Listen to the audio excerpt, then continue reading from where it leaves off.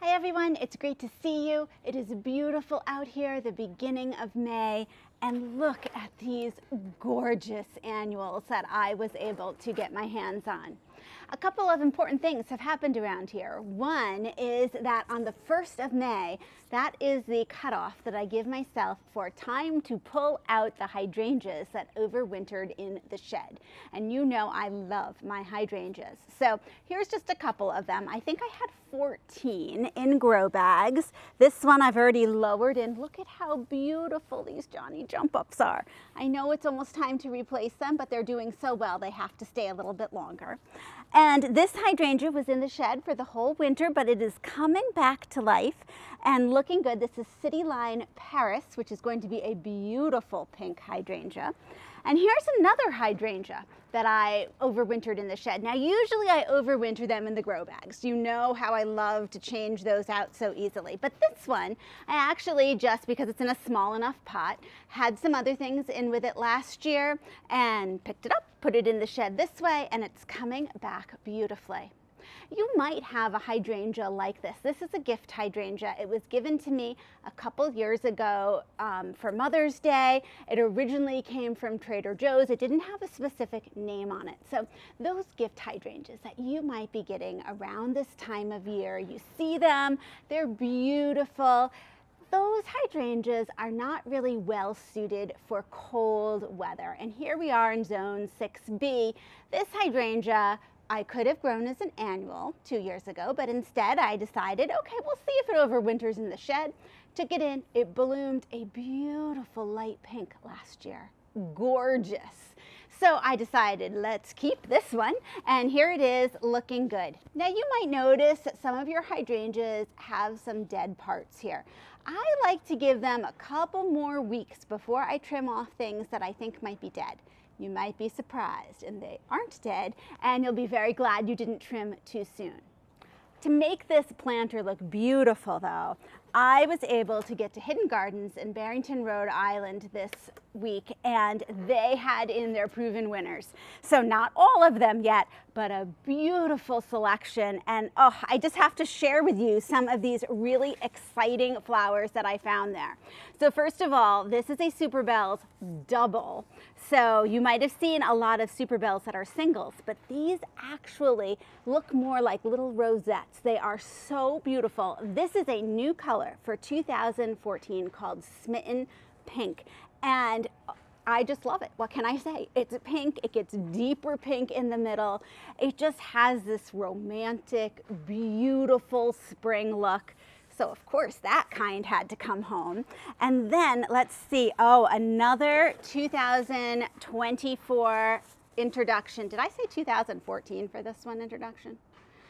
I can't remember, 2024, I might be a decade off here. This is Superbena Pink Cashmere. So I have heard about this particular Superbena from many of the influencers on YouTube. They got a hold of it a year early because they get to try things out. Aren't they lucky? But because they tried things out and said it was so wonderful, I knew that when I saw this, I had to get it. And the neat thing about this Superbena is that the newer blossoms open a darker pink. And as they get older, they get lighter and lighter. So you end up with this whole array of different pink shades. So these two, I mean, and look at just how gorgeous those are together. They're this just delicate look to them. So then I thought, ooh, these are sort of going to cascade over.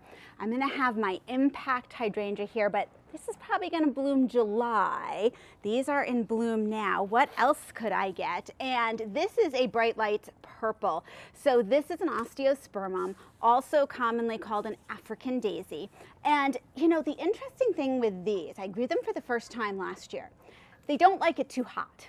So the verbena loves it hot, does really well in the heat.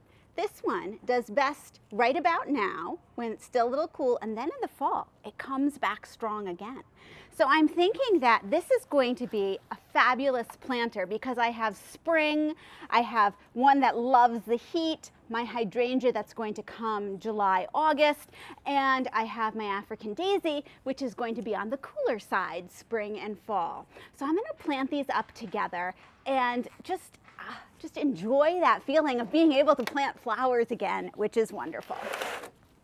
So there's a couple things I'm going to do to the soil as I'm doing this. This soil was used last year. My hydrangeas rooted in really well.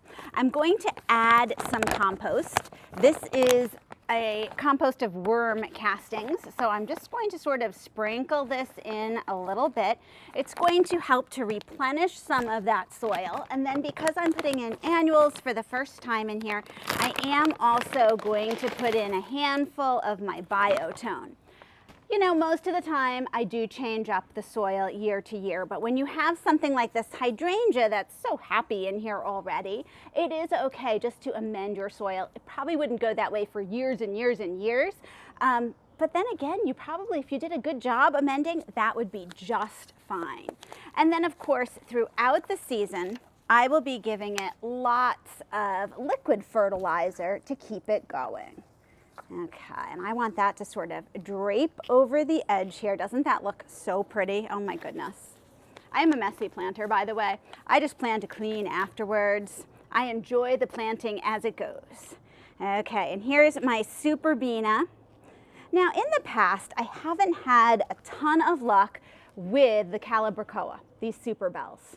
And I honestly think it's because from what I've read, they really like to dry out. They don't like to be too wet. So you're supposed to water them, let them dry out. And because I haven't had good luck, like I want to give them more love, and my love is more water. And I think I overwater them every single year. So I am going to try this year with the calibrachoa again because it is so lovely. What can you say? I think it's worth it. So if you have any hints for me on how to make my calibrachoa go better than it's gone in the past, please drop those down below. And while you're doing that, hit the like and subscribe button for me. This is the time of year when people are watching videos online, and I appreciate you doing that. Oh, look at this. This is so pretty already, and I've only just started planting. This is amazing. Oh, I think I might be able to squeeze one more over here. I love to overpack my planters. So I'm going to, look at this. This is Blushing Princess. It's a lobularia, which I believe is a sweet alyssum. And it doesn't have full bloom here right now, but it's going to be a very, very pale lavender that just covers this in a mound of very delicate, pale whitish lavender blossoms. So I think this will be a good one to just stick in the side here as another trailer. Of course, we often think when we're planting these planters that we want something tall and spectacular, and then we want something kind of mid-range like my African daisy here, and then you want some trailing plants too. So I think this will be perfect. Oh yes, we're just gonna pack that right in. Beautiful. And already I can tell the soil just looks much better with the worm castings that I've added. Now, I'm not sponsored by anyone or any product. I'm just sharing with you those things that work best for me and the happy visits that I have to my favorite garden shops around in case you get to visit there too. And I have more plants to plant. This is wonderful. So take a look at this. You know, this is the starting view. It is never as good as it's going to get once it's had a week or two to fill in here. But boy, doesn't this just give you the feeling of spring? Thanks so much for joining me, and I'll see you in the next video.